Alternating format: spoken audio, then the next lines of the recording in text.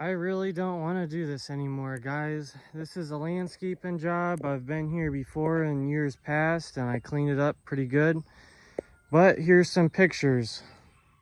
I said I once cleaned this up like perfectly. I ripped out all these weeds, weeded it good, but look at these thistles.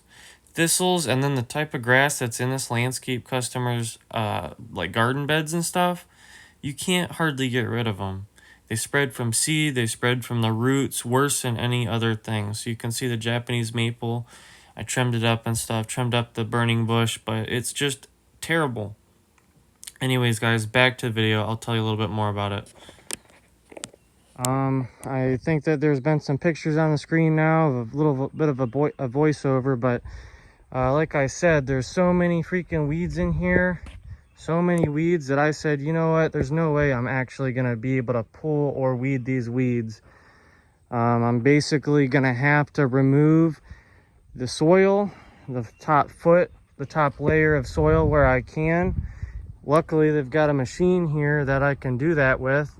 And pretty much I did shovel it and then put it in a pile, and that thing scooped it up, or I just shoveled it and shoved it right into that machine there. But basically, I removed the plants, removed the soil.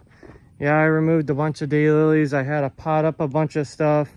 I'll talk about maybe in a second. But anyways, I removed all the soil, and then we brought in 10 yards or so of new good topsoil and sand and compost mixed.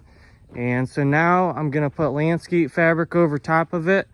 And there's thistles and other weeds probably still in here. And so this is the most extreme case of weeds just about. I'm sure there's way worse and probably full-grown trees in people's landscaping, and you'd need machines for it. But anyways, there's still some thistles in there because they're in with the tree roots. I can't dig them out. I'm gonna cover them, and then we're just gonna leave a landscape fabric, which is actually straight plastic. And then we're gonna leave that for months and months, potentially over the winter, potentially over spring, and then maybe in the summer or something, late spring, the homeowner will potentially contact me again, but they're gonna then plant some stuff, but at least maybe put some pots and planters and stuff on the landscape fabric, and then eventually cut holes, plant the plants, and mulch. So the goal here is to get this weed free and very low maintenance. This was just absolutely terrible. So yet again, here's a picture too on the screen of what it was. It was just straight thistles, waist high. And of course I trimmed the tree, trimmed the bushes, trimmed the hostas. And then over here, I guess I'll talk about this right now. This over here, there's cardboard and stuff like that, but there's a ton of thistles.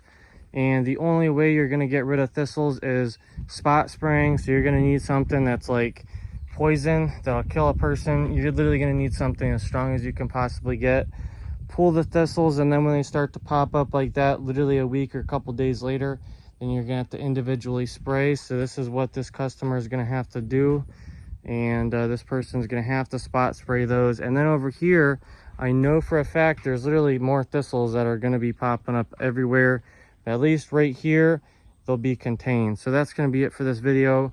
I really don't want to do landscaping jobs anymore. This is the third day of this, and without some help from them and their son and the machines, I would probably say, sorry, you're going to have to contact someone else because I can't do this job. There's no way you can weed something like this. There's no way you can get this to the point to where it's maintainable. Again, these weeds need absolutely just torched with the strongest poison, or you're just gonna have to straight up remove everything and start over, which is what we're doing here.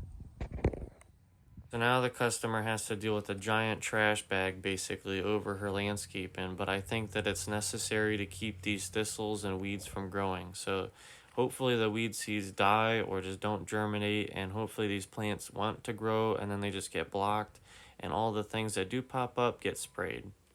Guys, I was being a little dramatic when I said that I don't want to do landscaping jobs anymore. It's just jobs like this that completely drain you of all of your energy. They suck being there, getting poked and stuff by the thistles, and and I don't even know if this is going to work 100%. Like, if this landscape customer does spot spray 100%, can be consistent with it, then they can fix it. But I just would hate to do all this work and then it go back to being a pile of crap, you know. It's just, it's basically necessary to do this stuff, to get this crap under control. I do want to do landscaping jobs. If you watch the video hopefully before this, I use my own plants, and then I also charge the customer for the labor and stuff, so I was making money on both things.